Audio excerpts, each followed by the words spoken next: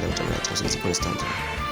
ታው ማክሲመም ወይም ደግሞ ሺር ማክሲመም ሺርም መጨረሻው ከዛ ከማክሲመም ሺር በላይ የለም። ስለዚህ ማክሲመም ስለሆነ ከዚህ በላይ ስለማይጨምር ወይም ደግሞ ኮንስታንት ስለሆነ ኮንስታንት ደግሞ ከኢንቲግሬሽን ማውጣት ስለሚቻል በኢንቲግሬሽን ህግ ስለዚህ ይሄና ይሄ ማውጣት ይችላል። ይሄ ግን ቫሪያብል ነው።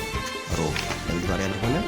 በተለያየ ቦታ ላይ እያደገ ሲሄድ ጫፍ ሮ እያደገ ሲሄድ መቼ ነው እየጨመረ ሲሄድ መጨረሻው ሲ የሚሆነው እና ቫሪያብል ነው የሚሆነው።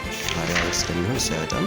ስለዚህ ታው ማክስ ኦቨር ሲ ኢንቲግሬሽን ውስጥ ውጪ ይወጡና ሌላው ሮ ታይምስ ሮ ስኩዌር ነው ቲ እሺ ቲ ኢዝ ኢኳል ቱ ታው ማክስ ኦቨር ሲ። ይሄ ማለት ደግሞ ምንድነው? ጂ ነው። ጂ እሺ ይሄ ያገኛል። ከዛ እናስተካክለው ጂ ሲ ኢዝ ኢኳል ቱ ታው ማክስ ታይምስ ጂ። እሺ ታው ማክስ አድርገን እየፈለግን ያለ ነው እንደው ማክሲመም ሺሩ ታው ማክስ ኢዝ ኢኳል ቱ ጂ ሲ ኦቨር ጂ መጣ። ይሄኛው ነው አንደኛው ፎርሙላ። ጂ ደግሞ ለብቻው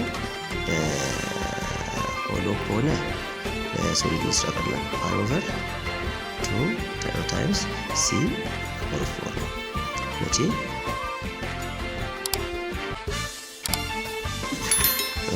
ሆሎ ዲፍረንት ከሆነ ወይ ሶሊድ ከሆነ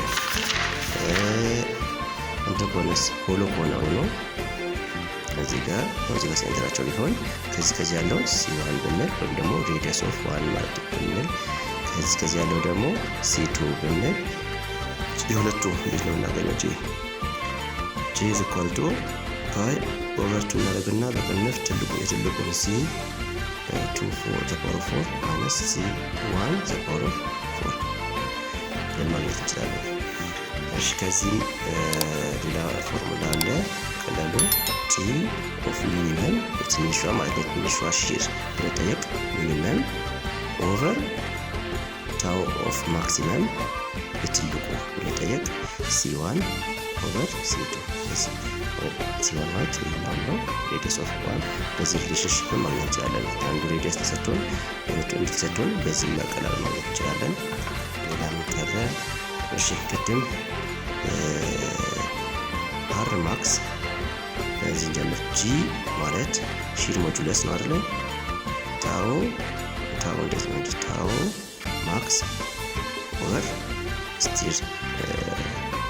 ስትሬን ማክሲመም ስትሬን ማለት ነው አይደል? ሞጁለስ እሺ ይሄ ከሆነ በዚህም አር ማክስ ዝጋቱ ዚስ ታው ወደዚህ ነው ያደረኩት ታው ማክስ ኦቨር ጂ ነው አይደለ?